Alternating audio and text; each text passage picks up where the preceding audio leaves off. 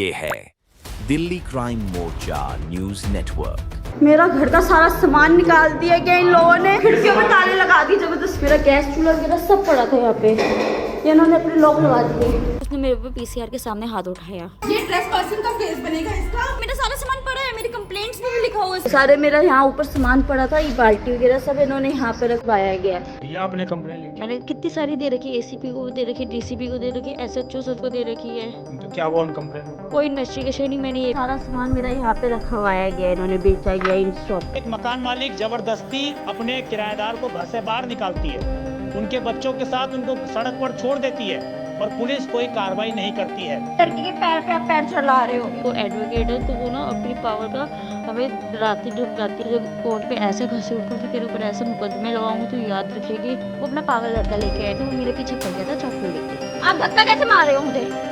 ये देख लीजिए इनकी गुंडागर्दी।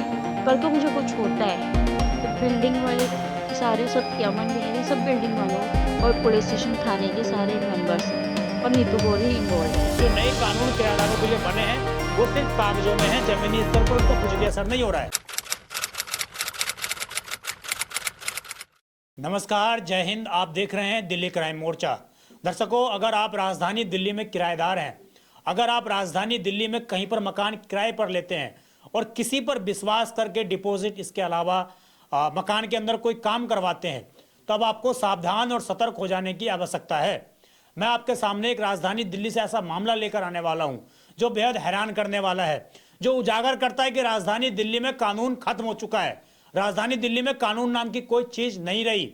एक महिला 10 से 12 बार कंप्लेन करती है पुलिस को, पीसीआर कॉल करती है, पुलिस के सामने उस महिला को मारा जाता है, लेकिन उसके बावजूद पुलिस उस महिला का ना तो मेडिकल करवाती है, ना ही कोई कार्रवाई करती है।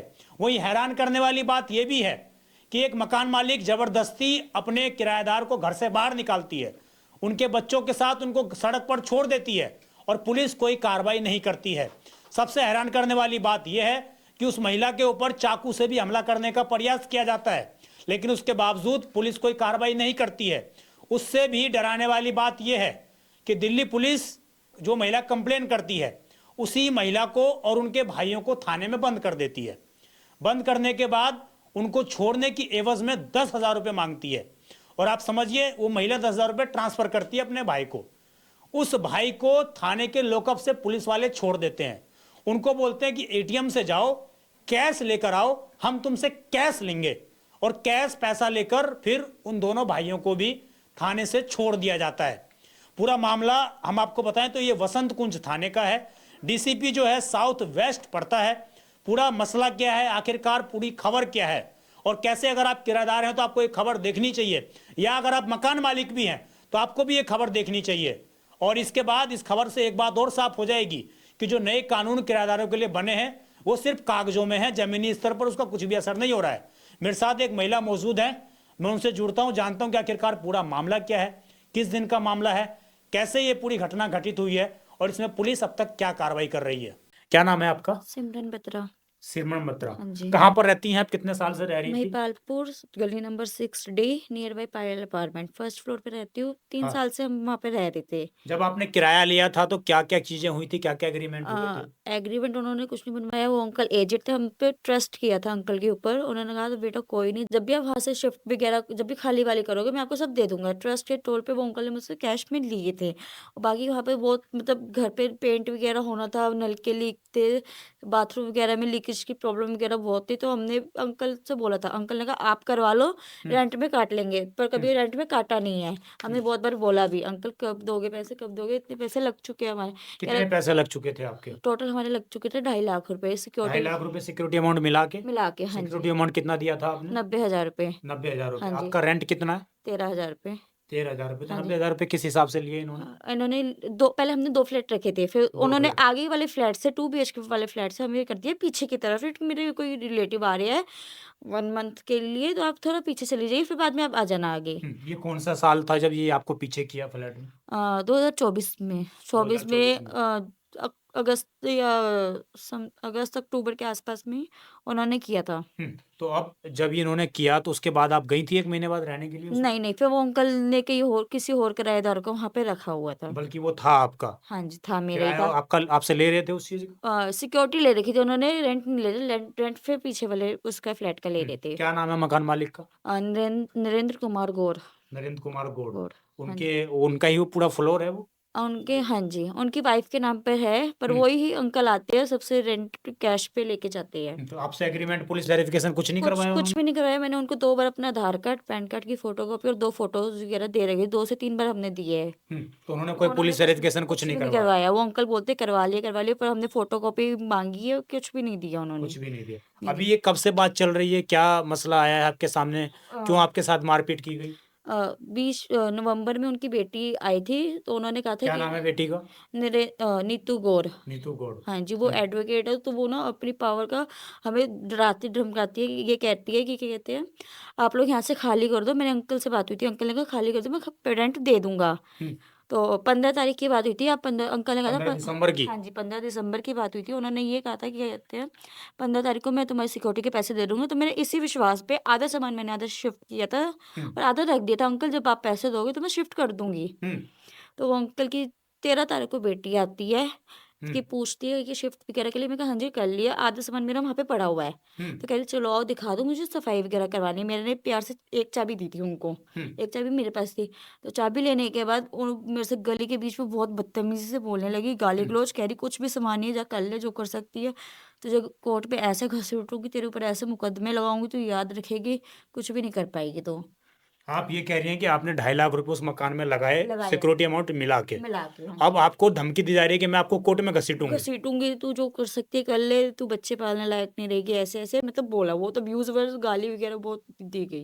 गाली भी दी गई। हाँ तो जी, इस टाइम पे आपने पीसीआर की थी क्या कॉल? पीसीआर पे मैंने भी की थी, उन्होंने भी की थी पीसीआर। वो आई जब मैं पीसीआर को अपनी बता रही थी ना, तब भी उसने मेरे पे पीसीआर के सामने हाथ उठाया।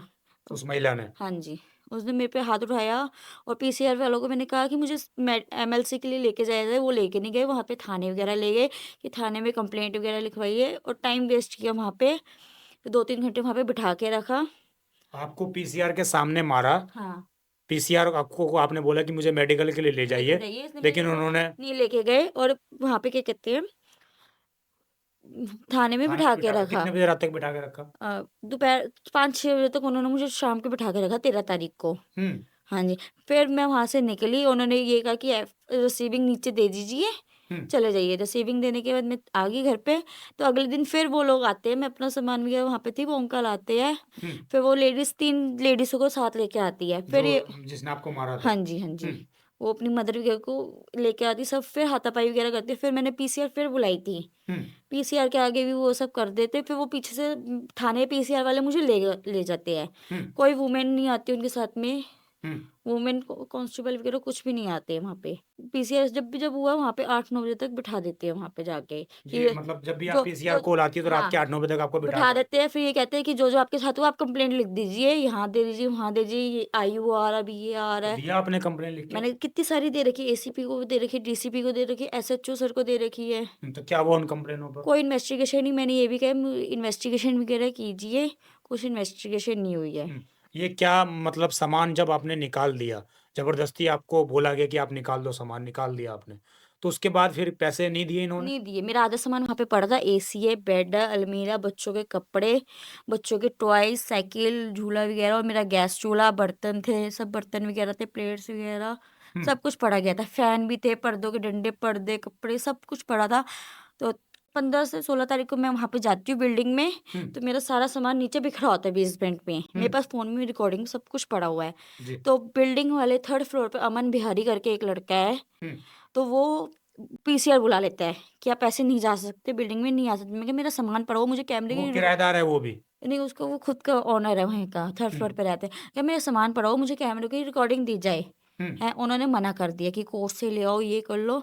मैं कहा आप बिल्डिंग वाले सब वो हो किसी ने रिकॉर्डिंग वगैरह कुछ भी नहीं दी। तो आप कह रही हैं कि सामान निकाल कर सारा आपका बेच बेसमेंट पे, दिया इन्होंने। हाँ जी, और आधा सामान बेसमेंट पे बिखरा हुआ था, पर्दे के डंडे, फैन, मेरे पास सारी फोन में मेरी रिकॉर्डिंग पड़ी हुई है। ये सारे मेरा यहाँ ऊपर सामान पड़ा था, ये बाल्टी वगैरह सब इन्होंने यहाँ पे रखवाया गया है। और ना ये लोग सीसीटीवी दे रहे हैं, ये सीसीटीवी कैमरे सारे लगे हुए हैं। ये सर आए, ये भी नहीं निकलवाने दे रहे, ना हेल्प कर रहे, कोऑपरेट कर रहे हैं। ये सर भी, ये सर तो जब भी आते हैं लड़ते हैं मेरे से। ये सर जब भी आते हैं बदतमीजी से और लड़ते हैं। और ये भैया, ये लोग कोई बिल्डिंग वाले वो नहीं करने दे रहे। यहाँ सारे कैमरे लगे हुए, ये सारे कैमरे लगे हुए, ये लोग कोई वो नहीं करने दे रहे हैं। मेरे भाई का फ़ोन वगैरह सब चार्जिंग पे लगा था, और ये मेरा पर्स वगैरह भी यहाँ पे पड़ा था। इसके अंदर मेरे कैश वगैरह भी पड़े थे। देखिए इसके अंदर मेरे 3,500 रुपये इसमें पड़े थे, इन्होंने निकाले गए हैं। मम्मी बाहर देखिए, मेरा आधार कार्ड वगैरह भी नहीं है इसमें, कोई भी नहीं। देखिए सर, देखिए मेरा ये आधार कार्ड वगैरह पड़े, 3,500 रुपये मेरे पड़े हुए थे। ये ATM, ये मेरा आधार कार्ड पड़ा हुआ है। देखिए इन लोगों ने यहाँ पर फेंका हुआ है। और ये मेरा एक फ़ोन पड़ा हुआ था यहाँ पे, ये चार्जिंग पे अंदर लगा हुआ था। ब्लैक कलर का मेरा iPhone 14 Pro Max था। ये मेरा सारा सामान इन्होंने यहाँ पे रखा हुआ है। देखिए सारा सामान मेरा वहाँ ऊपर पड़ा हुआ था। ये जो अमन बिहारी है, हाँ जी, वो इन्वॉल्व है। उसने मेरा ये आईफोन है, पर्स में ही पड़ा था, मेरे पास रिकॉर्डिंग है, उसमें मेरा आधार कार्ड, पैन कार्ड, 2,500 से 3,000 रुपये पड़े हुए थे, 2,500-3,000 रुपये पड़े हुए थे कैश में। वो कुछ भी नहीं था, बस आधार कार्ड, पैन कार्ड और ATM पड़ा था, और ये खाली बॉक्स पड़ा था, फोन भी पड़ा इसमें था। आपका आईफोन था? 14, हाँ जी, iPhone 14 इसमें हाँ था जी, आपका? 14 Pro तो ये Max। फोन गायब है आपका? फोन नहीं है, देख लीजिए, पूरा खाली ऐसे कैसे एटलीस्ट पड़ा हुआ था तो ये उसी रूम से गायब है? उसी रूम से। हाँ जी, किसने चुराया है आपको नहीं पता? ये नहीं पता। मैंने रिकॉर्डिंग मांगी, कौन आया है कौन नहीं आया, किसी ने कुछ नहीं दिया। वो जानबूझ के कैमरे बंद कर देते थे जब कैमरे भी कोई। बंद थे। हाँ जी, अच्छा मुझे एक चीज और बताइए, जब ये मकान मालिक की जो वीडियो दिखाई आपने कि वो जबरदस्ती आपको बाहर निकाल रही है, निकालिए। ये किस दिन की बात है? ये है 14 तारीख की शाम 14 के तारीख 8 की। से 9 बजे आपको अपने घर से जबरदस्ती बाहर निकाल रही निकाला गया, हाँ है, जी। जबकि आपने उसका किराया दे रखा है। दे रखा है। आप धक्का कैसे मार रहे हो मुझे? ये देख लीजिए इनकी गुंडागर्दी। नहीं, हमारे साथ आप लोगों ने मुझे जबरदस्ती निकाला है मुझे बाहर। मैं गई हुई थी बाहर, पड़ोसी भी खड़े हुए हैं, कोई नहीं है, सब इनको जानते हैं। कोई ये- नहीं ऊपर ये- बिल्डिंग का। और ये लेडी मुझसे 2.5 लाख की डिमांड कर रही है और कह रही है मैं केस करूंगी और और भरपाई नहीं करूंगी, और मीडिया को बुलाने की बातें कर रही है। मैं ऑनर होकर फिर भी इनसे ये और बदतमीजी कर रही है। मेरी बेटी को बिल भी मैंने भर रखा है एडवांस। आप चाहो तो मैं अपने फोन में दिखा सकती हूँ स्टेटमेंट। उसके बावजूद आपको वहाँ रहने नहीं नहीं दे दे रहे? रहे। और मेरा सारा सामान अब 16 तारीख को इन्होंने सारा AC बेड, मैं गई हूँ अपने भाइयों को लेके वहाँ पे, हम्म तो उन्होंने सारा सामान, मेरा पूरा सामान बेच दिया है।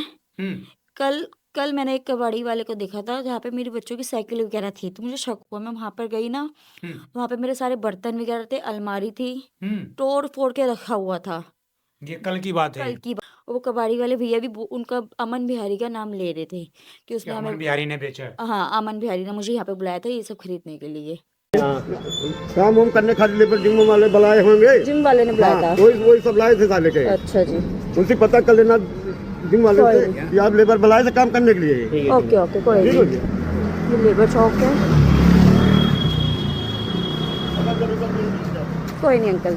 उन्होंने आपके बेचा। घर का सामान सारा कोई सामान। ताला तोड़कर बेच देता हाँ है जी, इन्होंने एक मकान में से, हाँ जी, और और एक- आप पुलिस कंप्लेन करनी है तो कोई सुनवाई नहीं? कोई सुनवाई नहीं होती है। कंप्लेंट 20 तारीख को मैं गई थी, मेरे भाइयों को PCR वाले आए, हम्म तो उन्होंने अरेस्ट PCR में बिठा के मुझे मेरे भाइयों को ले गए। हम्म और फिर ये कहते हैं कि अगर चोरी की कंप्लेंट लिखवाते हो तुम, मतलब मेरे भाई थे, और तुम्हारे ऊपर मुकदमे ऐसे ठोकेंगे, निकल नहीं पाओगे। किसी पुलिस वाले का नाम है आपको या? सब इंस्पेक्टर पवन शहरी करके उनका नाम था। वो बहुत ही रूडली बात कर रहे थे, अगर ये कंप्लेंट मैं नहीं ले रहा था चली जाए यहाँ से, मतलब बहुत ही गंदे तरीके से चीख चीख के कि मैं तेरा फोन जब्त कर लूंगा, तुझे जब्त कर लूंगा, यहाँ से निकल नहीं पाएगी। मेरा बेटा रो ही जा रहा था।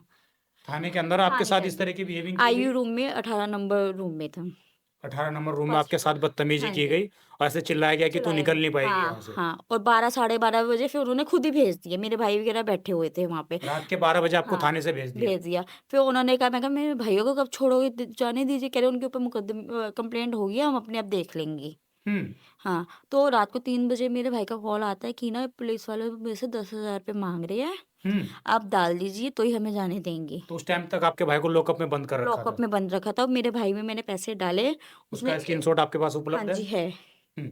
आपने 10,000 रुपये अपने भाई को 3 भेजे, बजे डाले फिर? और मेरे भाई ने एटीएम से निकलवा के वहाँ पर सर को दिए। तो मतलब लॉकअप में बंद था और तभी जब पैसे लेने थे लॉकअप से बाहर निकाल निकाल दिए। दिया गया। हाँ 10,000 रुपये लेकर फिर छोड़ दिया। छोड़ दिए 3 बजे। ये किस पुलिस वाले ने लिया आपसे पैसे, कुछ पता है आपको? वो मुझे नहीं पता, मेरे भाइयों को धमका के भेज दिया था कि आपके भाई को नाम पता है उनका? मेरे भाइयों को पता होगा, मैं उनसे पूछ लूँगी।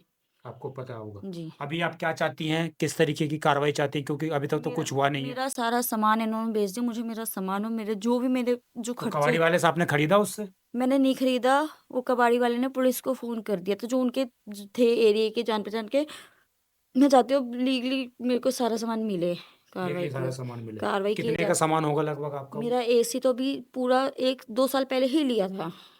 हम्म अलमारी भी थी, बच्चों के सारे न्यू कपड़े, झूला था, छोटा बेटा है मेरा 1 साल का, झूले के अलावा सोता नहीं है वो। झूला भी था, साइकिल थी, गैस चूल्हा था, नया ही था। तो कबाड़ी के ऊपर भी केस बनता है ना, चोरी का सामान उसने खरीदा है सारा। जी, जी। आपने चोरी की कंप्लेंट की थी कि मेरे रूम से सारा सामान मैंने चोरी हो? की थी पर वो उन्होंने नहीं ली। वो कंप्लेन नहीं ली नहीं उन्होंने? दी। वो कह रहे कि हम तेरे ऊपर ऐसे मुकदमे ठोक देंगे, तुझे ऐसा कर देंगे, हम नहीं ले रहे, यहाँ से चली जा। ये आपको पुलिस के अधिकारी ने हाँ बोला? जी, हाँ जी। आप चाहो तो वहाँ की वीडियो वगैरह सब निकलवा सकते हो। थाने के अंदर की? जी। और मैंने ये भी बोला है कि सर आप लोग मुझे बहुत टॉर्चर कर ही जा रहे हो, आप सब मिलके बिल्डिंग वाले, मेरी जो मकान मालिक की जो बेटी है वो सब बहुत टॉर्चर करी जा रही है। कल को मुझे कुछ होता है तो बिल्डिंग वाले सारे सब, क्या अमन बिहारी सब बिल्डिंग वालों और पुलिस स्टेशन थाने के सारे मेंबर्स और नीतू गौर ही इन्वॉल्व है सब। नीतू गौड़ ये जो हाँ, एडवोकेट है? हाँ जी, एडवोकेट है।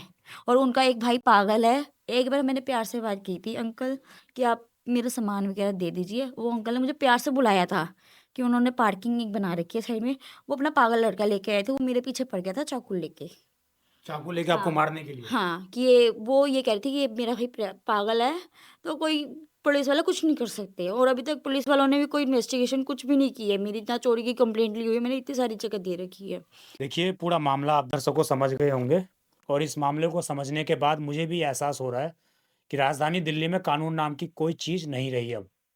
जिस तरीके से इस महिला ने बयां किया, सारी चीज़ें बताई कि कैसे एक एडवोकेट जो अपने आप को बताती है नीतू करके, वो इनको धमकाती है, डराती है और इनके पीछे अपने भाई को चाकू लेकर भेज देती है। ये चीज़ें सारी बता रही हैं, सारे आरोप ये लगा रही हैं। और वीडियो आप देख रहे होंगे स्क्रीन पर, जो किस प्रकार एक महिला एक रूम का ताला लगाते हुए नजर आ रही है। आपको बता दें, ये मकान मालिक है। मकान मालिक अपने किराएदार को, उसके छोटे बच्चे को जबरदस्ती घर से बाहर निकाल रही है। उसके बाद उसको उस रूम में ताला लगा रही है, जबकि नए कानून के मुताबिक ऐसा आप बिल्कुल भी नहीं कर सकते। आप किराएदार के मकान के अंदर नहीं घुस सकते। क्या दिल्ली पुलिस के आला अधिकारियों को इस कानून के बारे में जानकारी नहीं है? क्या उनको इस कानून के बारे में बताया नहीं गया? और जैसा कि इस महिला ने आरोप लगाया कि जो भी आईओ अधिकारी जिन्होंने इनके साथ इंस्पेक्टर थाने के अंदर बदतमीजी की है, अगर पुलिस सच है तो वो रिकॉर्डिंग निकाल कर दिखानी चाहिए कि आखिरकार उस दिन थाने के अंदर क्या हुआ था। इसके अलावा जो मकान के अंदर सीसीटीवी कैमरे लगे हुए हैं, पुलिस ने अब तक उनको क्या जब्त किया? उनको किसी को कुछ भी किसी नहीं को लिए कोई गए, जब्त नहीं किसी किया। के। अब आप समझिए एक मकान के अंदर किस तरीके से सामान बेच दिया जाता है किराएदार का, 2 से 2.5 लाख का वो भी सामान होगा, सामान बेच दिया जाता है, लेकिन उसके बावजूद एक कबाड़ी वाला उस सामान को खरीद लेता है, पुलिस उस पर कोई कठोर कार्रवाई नहीं करती है। अब इस खबर के माध्यम से मेरा सीधा सा सवाल डीसीपी साउथ डिस्ट्रिक्ट से निवेदन है, अनुरोध है कि आखिरकार आपके अंतर्गत ये कैसे लोग हैं, ये कैसे लुटेरे काम कर रहे हैं आपके अंतर्गत, जो 10,000 रुपए लेकर किसी को छोड़ तो सकते हैं लेकिन किसी के ऊपर कार्रवाई नहीं कर सकते। कोई महिला को 10-12 बजे तक आप थाने में बिठा तो सकते हो, लेकिन उस महिला को आप न्याय नहीं दे सकते हो। ये कैसा कानून है दिल्ली के अंदर? कैसी अंधेर नगरी मची हुई है? क्या आप एक एडवोकेट से डर गए? क्या आप एक एडवोकेट चूंकि वो है महिला इसलिए डरने का प्रयास कर रहे हो? एक महिला को, एक निर्दोष महिला को दबाने का प्रयास कर रहे हो? ये सारे तमाम वो सवाल हैं जिसका जवाब दिल्ली पुलिस को देना पड़ेगा। और हम भी इस मामले को लेकर प्रयास करेंगे कि डीसीपी साउथ वेस्ट के पास जाने का प्रयास करें, उनके संज्ञान में इस मामले को डालें। और ये कंप्लेन इस मेरे से पहले जा चुकी है, लेकिन इस कंप्लेन पर आज तक कोई कार्रवाई नहीं हुई होगी। लगभग इस तारीख को जो है देख लीजिए, 19 तारीख को कंप्लेन गई है और आज 30 तारीख होने को है, लेकिन उसके बावजूद कोई कंप्लेन पर सुनवाई 10 दिन तक नहीं हो पाई है। अब इस खबर पर दर्शकों आपकी जो भी राय हो, और कहीं भी आप रहते हैं, इस महिला ने तो खैर बहुत इन्होंने गलती की, डॉक्यूमेंटेशन नहीं करवाया, लेकिन मैं आपको सतर्क करना चाहता हूं, आपको सावधान करना चाहता हूं कि इस दुनिया में आपका कोई भी नहीं है, अपना भी धोखा दे जाता है। तो इसलिए जब भी किसी के मकान में रहें, कुछ भी पैसे दें तो हर चीजों का डॉक्यूमेंटेशन जरूर करवाएं। जिससे कि आपके पास पुख्ता सबूत रह सके। अब आपकी इस खबर पर जो भी राय हो कमेंट जरूर करिएगा। आप देखते रहें दिल्ली क्राइम मोर्चा। मैं विजय ठाकुर, धन्यवाद।